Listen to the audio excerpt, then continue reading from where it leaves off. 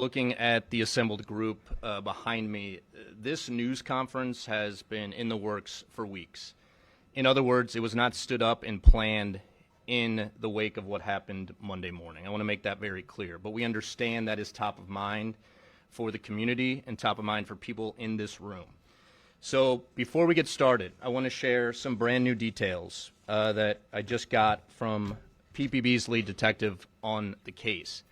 And I want to start out by saying that this will be coming out via flash news here later this afternoon, so don't feel like you need to jot everything down right now because a lot of it has to do with suspect description, suspect vehicle, things of that nature. But we can describe the suspect that we believe is connected to all three cases as a white male between the ages of 30 and 40 years old, balding or very short hair, medium to thin build, dark shirt, thin face, and we believe this suspect has a wealth of experience in metal fabrication and welding. The vehicle, as we described, is most likely a Volvo S60 from 2001 to 2004.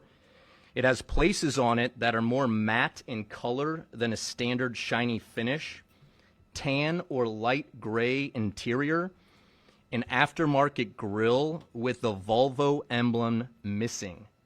It has dark wheels, an unpainted body trim, and no front license plate.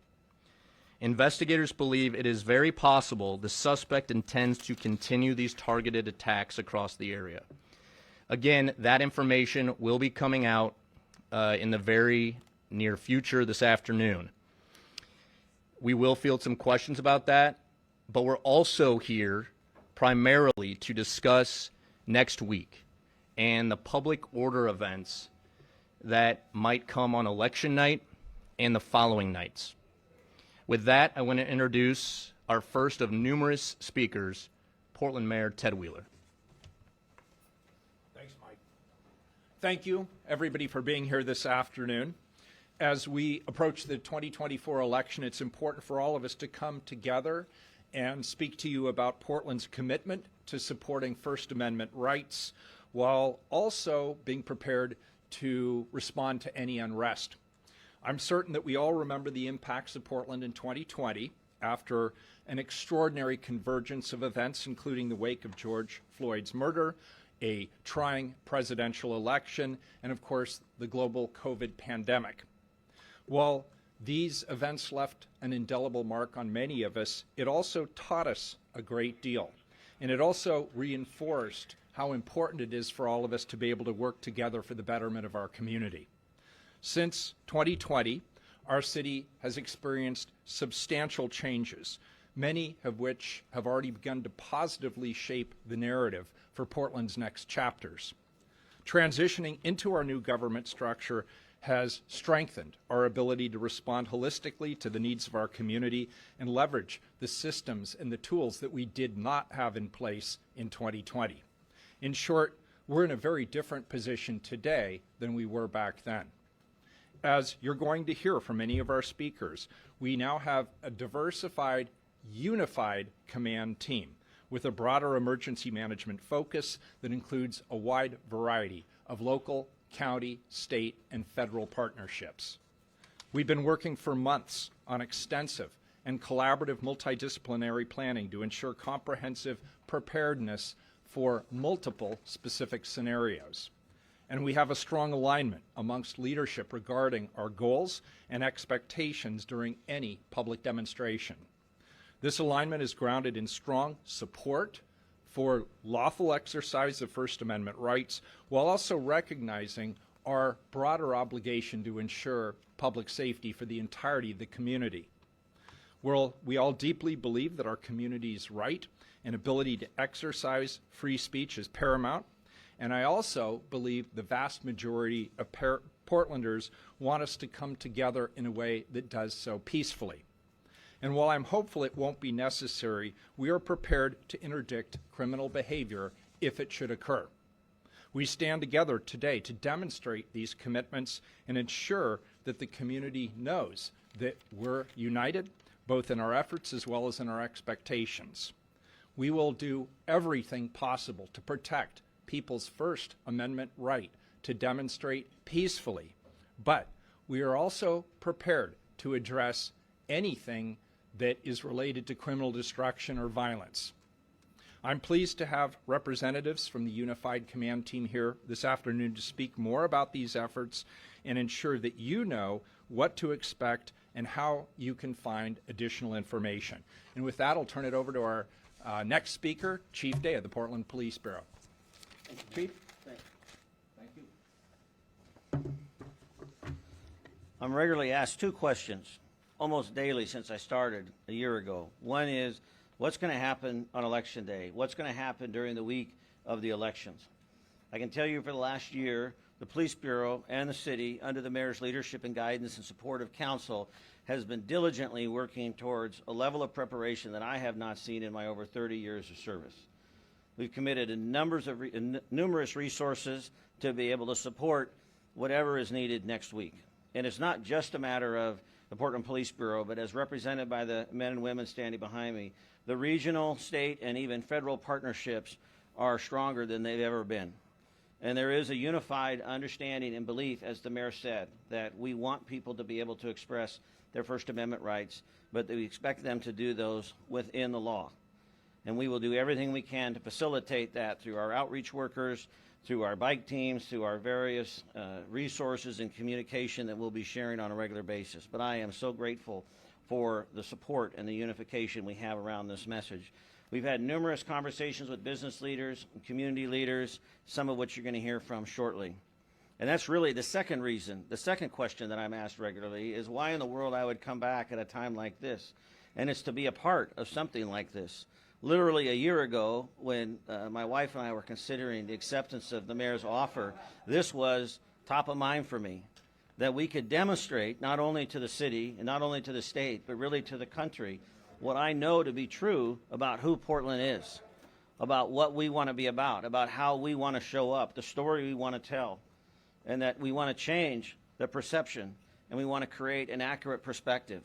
And that's what's happening here. I'm thankful for the men and women of the Police Bureau who are going to be accepting the cancellation of all their days off and time next week as we all work 12-hour days to maximize our resources. I'm grateful for the other regional law enforcement partners that are going to support us in that effort. We will be providing information through our Joint Information Center and trying to be as transparent and consistent and as current as we can. We are partnering with numerous other comms departments, communication departments, and various bureaus and other agencies.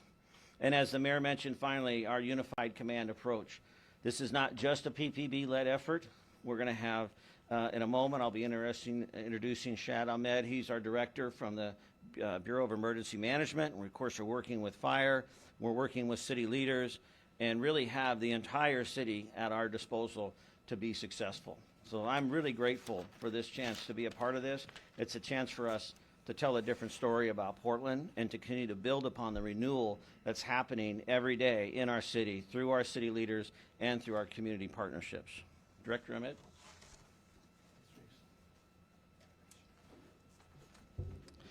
As the chief stated, there's a lot of coordination going on right now. The Portland Bureau of Emergency Management is coordinating across city services, community organizations, businesses, government. And emergency management is just a way of linking agencies together to make sure we're operating on the same page with the same information and really ensuring a streamlined response. As you'll see today, the city is coordinated across jurisdictions to ensure we are prepared for a variety of possibilities. And as the mayor said and the chief said, the city supports the peaceful expression of free speech, but there will be no tolerance for criminal activity. Federal, state, and local agencies, as has been shared, we're all in unified command structures that will ensure we are coordinated and ready to respond in the event that civil unrest occurs. We are actively monitoring. We will be ready to respond quickly and professionally should anything occur in the coming weeks. We're also working with businesses. We really want to ensure businesses are ready to serve and prepared and able to serve the community with minimal disruptions. So we're working with business partners as well.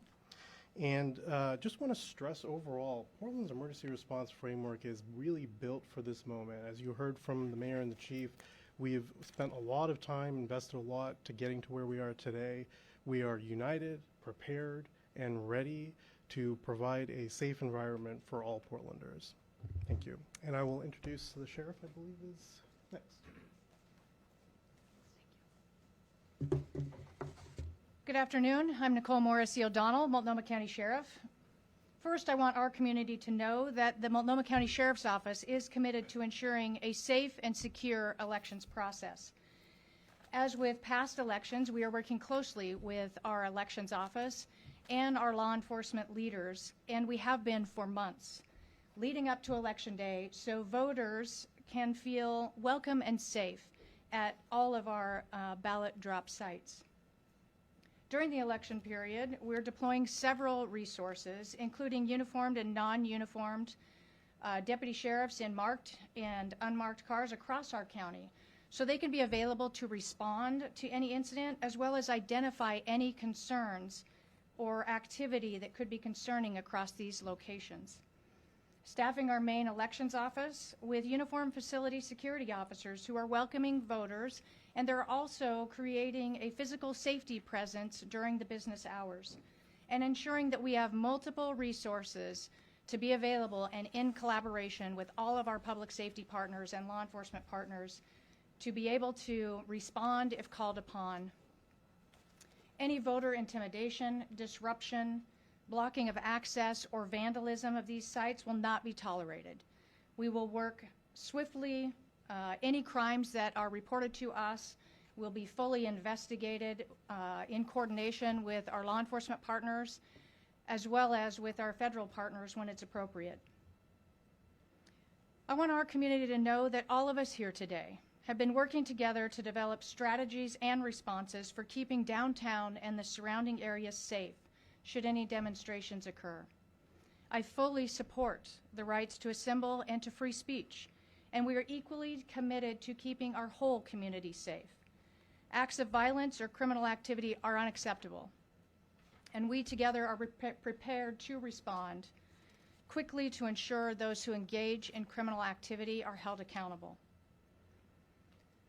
The community is truly our force multiplier, and we can't say this enough. If you see something, say something. Elections are fundamental to a healthy democracy, and safety is key to a healthy and thriving community. Thank you, and I will now turn it over to District Attorney Mike Schmidt.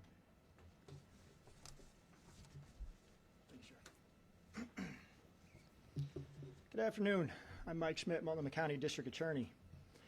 Like my colleagues up here, I want to take this opportunity in the days leading up to our national elections and local elections to stand alongside these leaders and make it clear that while there may be some political tension in the days surrounding this election, regardless of the outcome, we want to focus on fostering a safe environment for everybody.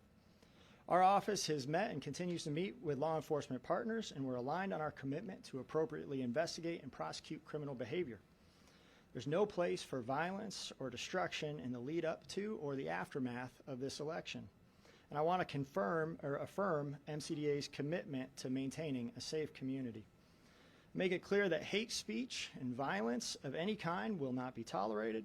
And I'd like to encourage people to keep our community safe by respectfully navigating this election regardless of anyone's political ideology or affiliation.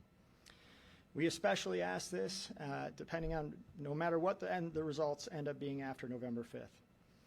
This election represents another opportunity for citizens to exercise their voting rights and the free speech rights, and I want to affirm our commitment to a peaceful and safe election here in Multnomah County. And with that, I will introduce Doug Olson, FBI Special Agent in charge of the Portland Field Office. Good afternoon.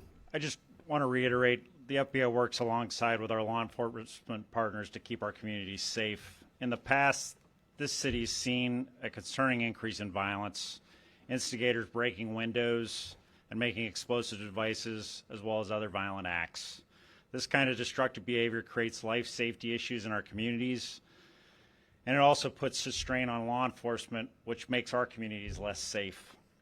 The FBI respects and supports the rights of individuals to peacefully exercise their First Amendment rights, but I just want to echo some of the comments of my partners We have zero tolerance for instigators who exploit legitimate, peaceful protests to violate federal law through violence or other criminal activity. The FBI's way of doing business has long been working together with our local, state, and federal partners. Our goal is to maximize the impact on the community, and that's what we're doing here today. The FBI will always support our partners in keeping our communities safe. Lastly, I'd just like to ask the public, if you've witnessed unlawful violent acts, we urge you to contact local law enforcement, federal law enforcement, or anyone who can communicate it to people in a position of authority. Thank you, and I'd like to introduce Jessica Vega Peterson, the Multnomah County Chair.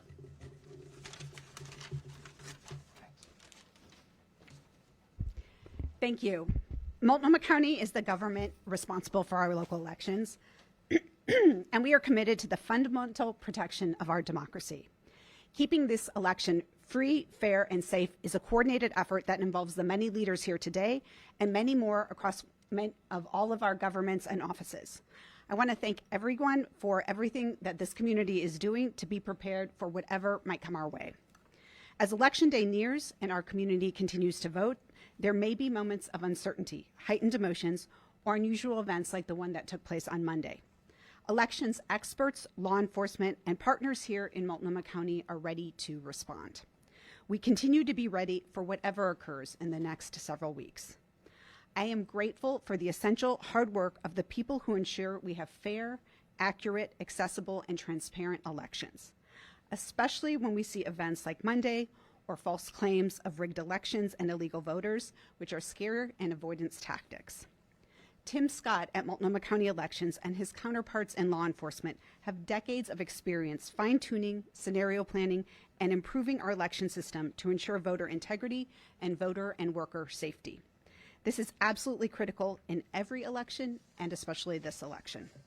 Following the events of October 28th, the Portland Police Bureau has asked officers to provide increased awareness and patrols of drop sites, and we at Multnomah County are taking extra measures to ensure the frequency of patrols day and night.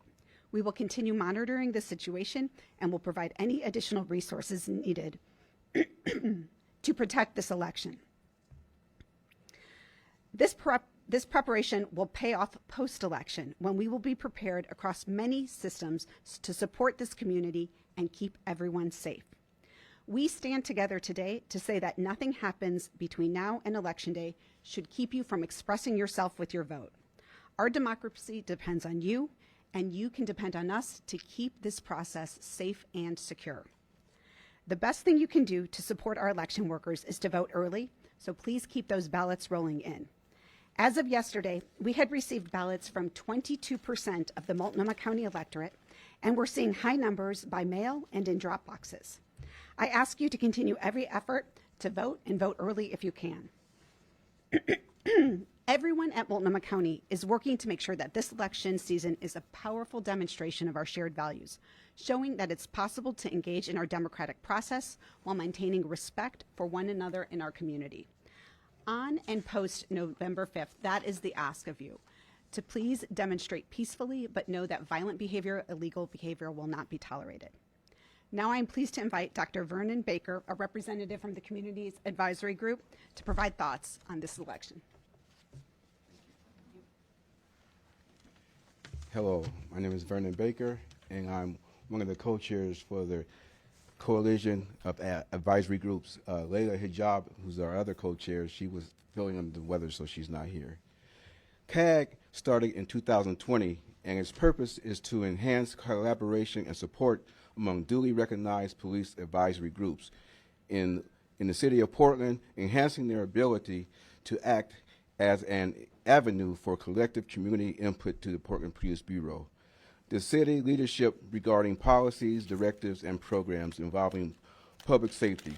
These advisory groups consist of the African American, Asian, Pacific Islander, American, Latino, Muslim, and Slavic. With the election approaching, it's very important for us to recognize and understand that safe elections and having the ability to vote, make your vote count in a way that will enhance your beliefs and your values is important, but also being safe.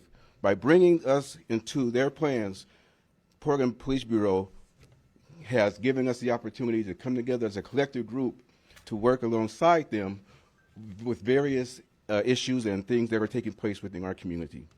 In addition, we would just like to emphasize the following, that voting is our civic duty and responsibility and also our opportunity, so we want everyone to vote.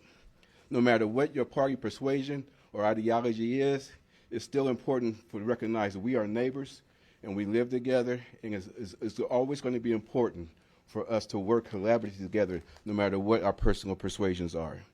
Then finally, being that this is an election that in likes that we probably have never seen before and maybe never see again, but it's important to understand that even in disagreeing, we don't have to be violently disagreeable, or in the words of Rodney King, just can't we all get along? Because we recognize and understand that there's several differences of how we feel and believe, but at the end of the day, we have to stay together in order to survive. So we just want to say that we encourage everyone to be safe, be informed, and have a voice of reason, voice of hope, and a voice of optimism. And with that being said, we want to bring Andrew Hone, Portland Business Alliance, and Portland Metro Chamber. Thank you.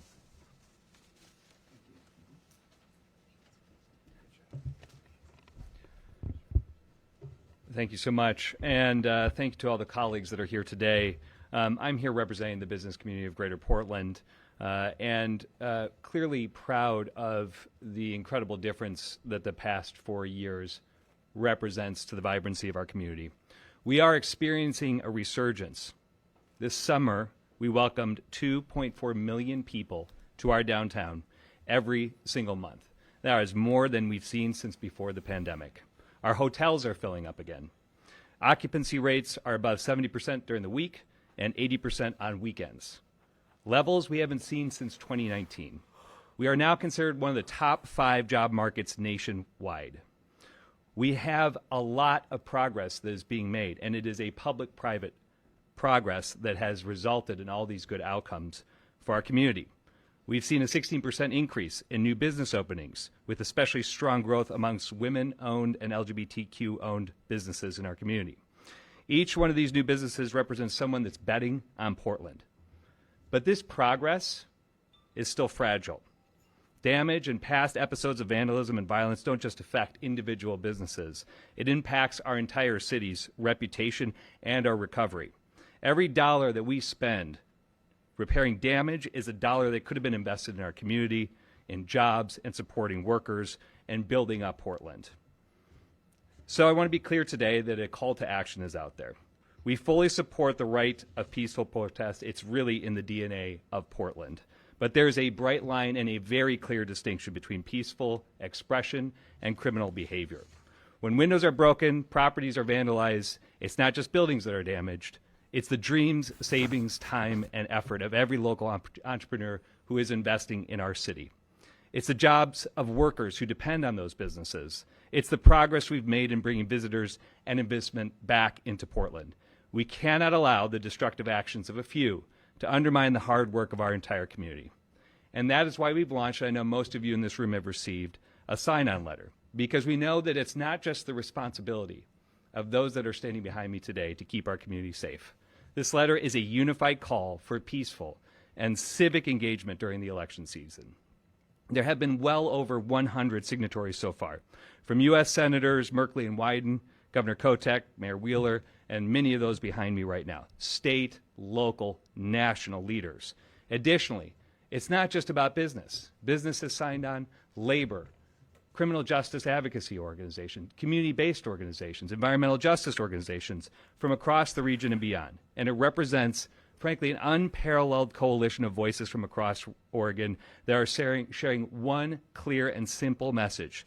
We can passionately participate in democracy while protecting our community's progress. And it calls on all Portlanders and Oregonians to exercise their rights respectfully while supporting local businesses, resisting misinformation, and most importantly, looking out for one another during this important time. So Portland has shown what's possible when we work together towards a positive change. As we move through this election season, I urge everyone to join the growing number of community leaders who have signed this letter. Let's demonstrate to the world that we can engage passionately in democracy while protecting the progress that we've worked so hard to achieve in our community. And with that, back to you, Mike. Thank you, Andrew. That was beautifully said. Thank you to all our speakers. We'll now open it up to Q&A, but I want to make a couple points first. When you have a question, please identify yourself by name and affiliate, and please address the person you have the question for. Also, I understand there will be some questions about the ballot boxes, but you need to understand that this is an open and ongoing and very, very active investigation. We will not and cannot say anything up here that will jeopardize that for a number of reasons, among them the fact that we believe this individual could continue these targeted attacks. We need to get him off the streets. So please respect that we will not be able to answer every question you might have. With that, Christina, we'll start with you. Yeah, thanks. Christina with Katu News. This is a question for Doug Olson, as well as the sheriff, if you're able to answer it. Wanting to know those incendiary devices on the ballot boxes, were there writings on Free Palestine, Free Gaza on it, as been reported? Yeah, I can't comment on what's been put on the news, but what I can tell you is, like, we're putting a ton of resources into looking into that, looking into the similarities at the 3 different locations. We're attached at the hip with our state and local partners, and it's like a top priority for our office. And I'd also say we need a lot of help from the public on this. So it's like one of these things. I think the police have been very proactive about pushing out information that we can about the investigation. So if the public, again, just to reiterate my message from earlier, if you see something, say something, and please feed that information back into the law enforcement. When you say you're investigating that, do you mean the writing on those incendiary devices? Just the overall investigation. Can you confirm or not whether the writing was on the incendiary devices? I understand the integrity of the investigation, but it's been reported already. I will add to that as well that we can only speak PPB for the one device that was located at the ballot box in Southeast Portland. It has been sent off for forensic analysis, and as part of that analysis, it'll be examined for any sort of unique markings or writings. That is all we can say on that issue right now. McKenna.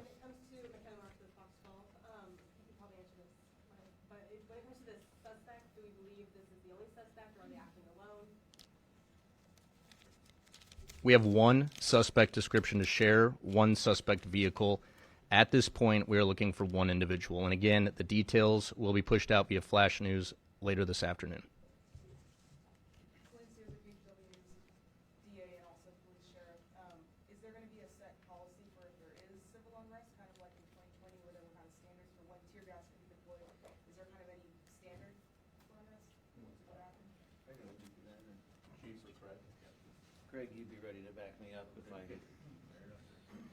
Since 2020, a lot of things have developed that provide really clear guidance for the law enforcement response to civil disorder. There's been state law as well as our own Bureau directives that have been enhanced, done once again in collaboration with community and with Department of Justice. So I won't take the time to outline all of those, but I can assure you that lessons learned from then have been applied, and we've make sure that our policies and our actions are in alignment with legislative actions that were taken post-2020.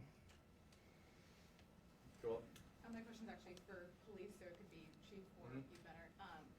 Joelle Jones with Point 6 News. My question is that the Department of Homeland Security confirmed to Point 6 that they were in contact with law enforcement about potential threats leading up to the investigation, including the targeting of ballot boxes. My question is, was PPB did you receive any intelligence from the Department of Homeland Security? All right, I can address that. So like every law enforcement agency across the country, we receive bulletins, whether it's from Homeland Security, whether it's from DHS. Some of these bulletins are for situational awareness.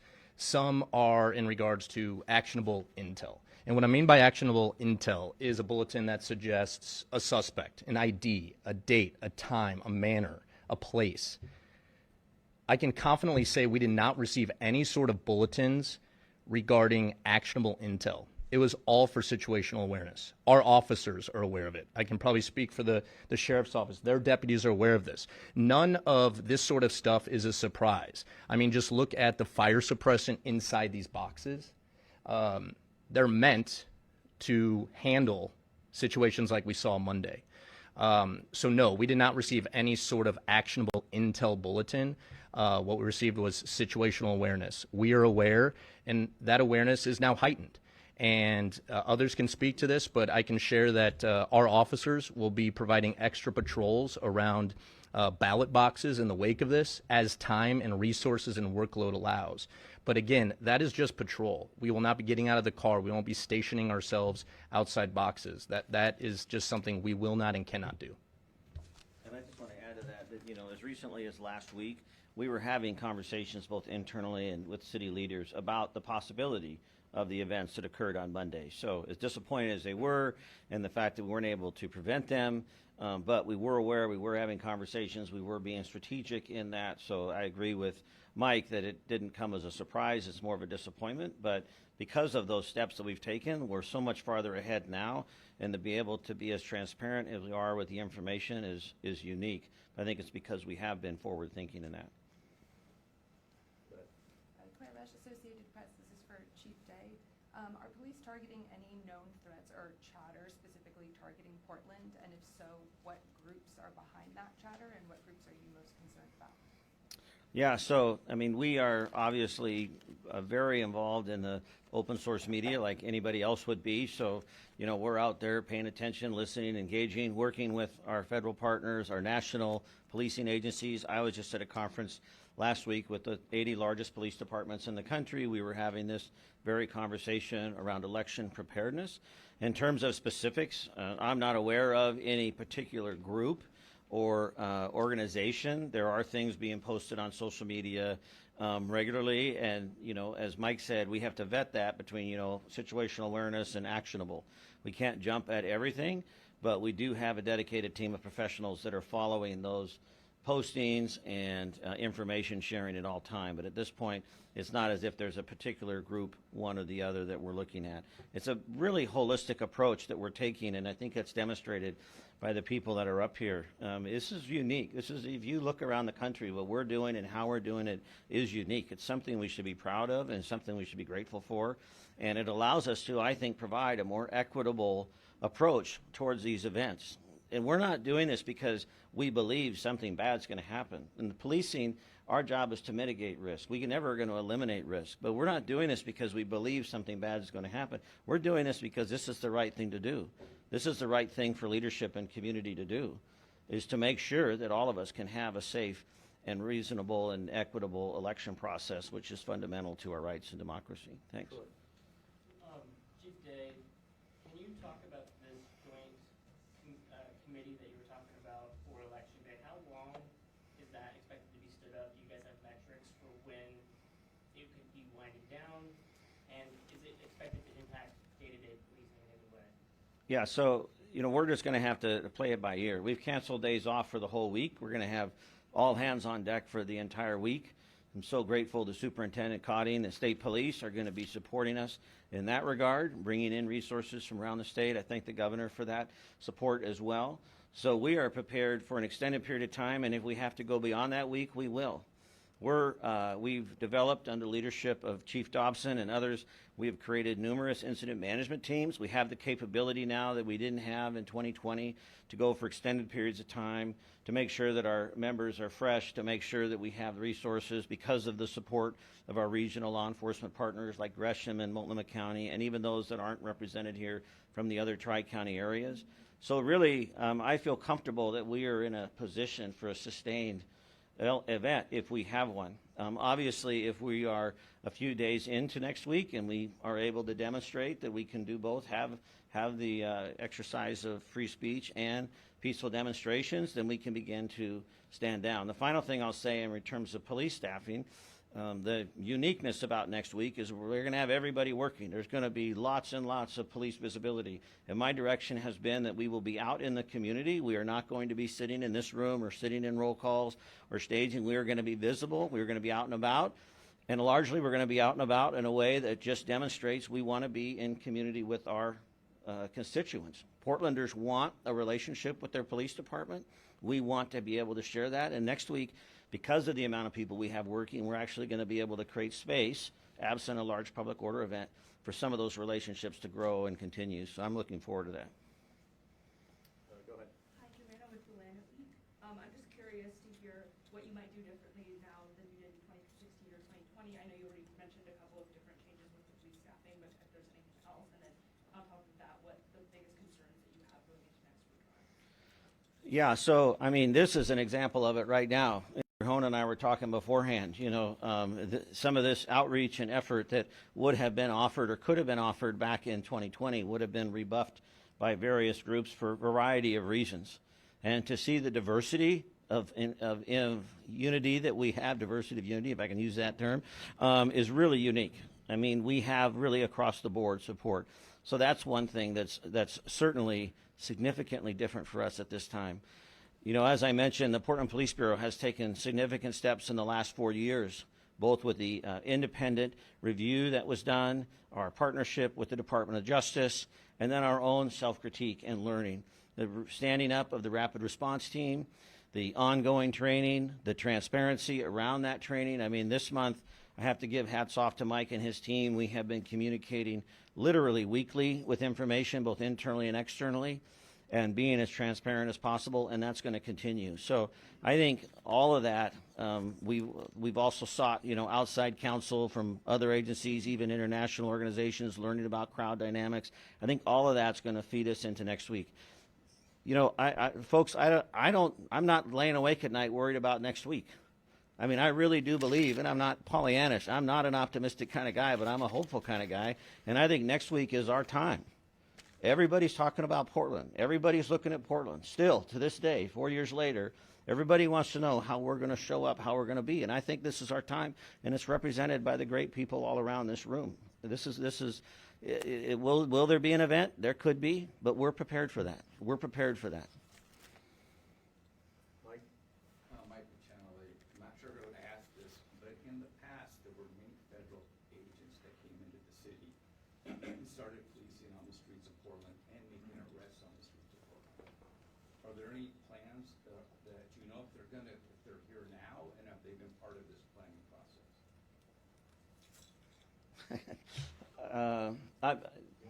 I've got things I can say to that. I don't know if you want to address that more specifically. Go ahead. I mean, sure. No, I mean, what I was going to say is no. That's my answer. But I'm going to say no. But we have federal partners. Our local federal partners right. are here that we're working with. Right. But beyond that, no. Yeah. I mean, I was going to say no in the sense that we are not anticipating or asking for that. But at the same time, as Craig said, we're working with our federal partners regularly, but not from a request to have additional law enforcement officers on the ground, but from a more holistic standpoint. So we are not asking for, we are not seeking a repeat of that behavior from 2020. I'm confident that with the Police Bureau and with the state police and with our regional law enforcement partners that we can manage the events that happen in our city. Yeah, you provided some very specific information about the suspect. Do you have a name at this point, and how do you know about the welding and the fact that they're wanting to attack again? Yeah, well, I wish I had a name. I'd give it. If we had a name, we'd be farther down the road. So no, I don't have a name. As far as the welding, what I've been briefed is that it's very detailed, as Mike mentioned. It's really quality, so this person obviously has some skills in that area. In terms of, anticipating future behavior, that's, a speculation. That's just what we have to anticipate. It would be really naive of us or unjust for us to say that, hey, it's all taken care of when we don't have him in custody. So we have to assume that there are other events that may likely occur. But I'm really encouraged at the work that's already been done by our investigators and our relationship with the FBI. I think we are farther down the road than I would have expected even on Monday. To clarify, you mean the incendiary devices and the welding that was done Right. on those? Yeah. Thank you. I'm just looking for a little bit more specifics. I know we said we're working with federal partners, but does that mean, are we going to be seeing federal agents on the street? Are we going to be seeing preventative policing on Tuesday? Like, are police officers going to be around the Justice Center? Like, what exactly are we going to be seeing? Yeah, so a couple things. One, we're not going to have federal officers on the street working in the capacity we saw in 2020. We do have federal law enforcement in Portland, and so it doesn't mean Federal Protective Service, for example, has responsibility for the buildings right around here. They have police cars, they have uniforms, so certainly members of the Federal Protective Service will be out and about as they are every day, 7 days a week. But what you're going to see from us next week is a lot of high visibility. And when I mean high visibility, that doesn't mean enforcement. That just means exactly what I said, high visibility. I want us to be out in the community. I want us to be walking around. I want us to be on bikes. I want us to be engaging with folks. This is not all hands on deck so we can suppress or enforce. This is really intended to be available in case something occurs. But otherwise, I want us to be out and about and just showing that presence. Interdicting behavior early, making sure people see us and know that we are here and we're paying attention. And we know from experience that that often will defer bad behavior. It's really not rocket science. It's pretty basic that if we know that people are going to intervene and they're going to step into that space and say, hey, we don't find that to be acceptable, generally speaking, they'll go somewhere else, and then we'll be able to kind of just go about our day. So you should see a large police presence 24 hours a day for the several days, beginning the first of the week through next week. And hopefully it's just a matter of just being out and being about. Douglas with Coin 6 News. We had a lot of civil unrest before, 100 days or so. Very little arrest. Are we going to be arresting people this time and actually prosecuting them? Yes and yes. I think the DA's made that clear on the prosecution standpoint, and we will be making arrests. Now, as we talk about and we focus about civil unrest in the city, I've been here since 1990. I've seen a lot of civil unrest, okay? We have also had a lot of phenomenal examples of excellent exercising of our First Amendment rights. And we have brought about change through those peaceful demonstrations. It has happened. We can point to examples where the community has risen up and expressed their concern or their disagreement in a way that has brought successful change and resolution. So, I am absolutely confident that next week, that if there is criminal behavior, we will be making arrests. We are prepared for that, and we will be sending those cases to the district attorney. The district attorney will do his due diligence, as he stated, to review those for prosecution. We're working closely with the sheriff around the jail and jail capacity. I'm comfortable in speaking with her yesterday that we're going to be able to manage that as well. We are set up as best as we can be. We'll see what next week brings, but we are in the best position possible right now. Troy? Yeah, Troy with OPB. This is for Chief Day or Sheriff Morrissey O'Donnell. It's been talked about recently that the jails are at high capacity right now. You're referencing potential more arrests. I'm curious if there's been any movement since the lipstick meeting about how to handle the jail capacity right now and how to handle potential influx of arrests going forward. Absolutely. First, I want to say, as sheriff, community safety is my top priority. We have been working diligently with all of our partners to ensure that we are mitigating population issues over this week and into next week and beyond. So we have great collaboration, as you're seeing behind me today. We have been working collaboratively on a multitude of issues, and this being one of them. So yes, we will have capacity, and we will be available to support the work of our law enforcement partners. Can I follow up? So how are you expecting to have capacity that soon? So every weekend, we do fluctuate in capacity based on what happens through the court process following a weekend. We're working with our jurisdictions that we may have individuals that we're holding for another jurisdiction to ensure that those are going to the proper jurisdiction, particularly during this time. And then we're working with our Department of Community Justice partners to evaluate holds and where people are within their stay at the Justice Center or Inverness Jail. Christina? Back to the home. Thanks, Christina with Katu. Back to the Homeland Security Bulletin, and this is for any law enforcement agency. There was also a mention of specific groups, migrants and other groups as well. Are you doing anything to reach out to those communities and let them know and make sure that those communities are safe as well? Yeah, I can't speak to that bulletin specifically. Obviously, there's been a lot of information coming in, but what I can tell you is we have been very intentional in the last several weeks reaching out to as many groups as possible across the spectrum. You heard from Dr. Baker. We have a large representation of various groups, including immigrant and migrant groups that we meet with regularly. I've been meeting with them monthly for the last couple of months and sharing our details and where we're going and what we're about, and we really rely upon those advocacy groups to get out and touch others and bring that information back to us. So, that door is still open. We want to hear from people. If people have concerns in the community, there's, we definitely want to be able to address those and speak to those and make sure that people know we are serving all Portlanders. This is really an inclusive effort, both in our approach to enforcement, but also in just our general service to make sure we have a good election season. Is there increased security in those communities at this point, especially around their ballot boxes? Well, the ballot box security and increased over security is obviously on the rise given the events from Monday, as you've already heard mentioned by the chair and by the sheriff, and I concur and support those. We are going to be doing the same thing, but there's, I don't know, somewhere north of 30 ballot boxes in the city of Portland. We want to make sure that they're all being well attended to. So whether it's, you know, in a specific location, if we have, once again, that actionable information versus information that's just awareness, we have to continue to manage that resource to see what we're going to be able to do. But I'm confident that we are definitely increasing our attention around ballot boxes in conjunction with the sheriff's office, and then, of course, you know, the more significant preparation for next week. We have time for like 2 more, McKenna. Chief Day, I know, you know, local businesses are already concerned about potential political unrest or civil unrest next week. Some already have plywood on their windows. I know you said you're not worried about this kind of stuff. Maybe a message to business communities here in Portland. Yeah, and let me caveat, when I say I'm not worried, I understand that, you know, I don't own a small business downtown. I'm very empathetic to the fact that they have an experience, they have a history.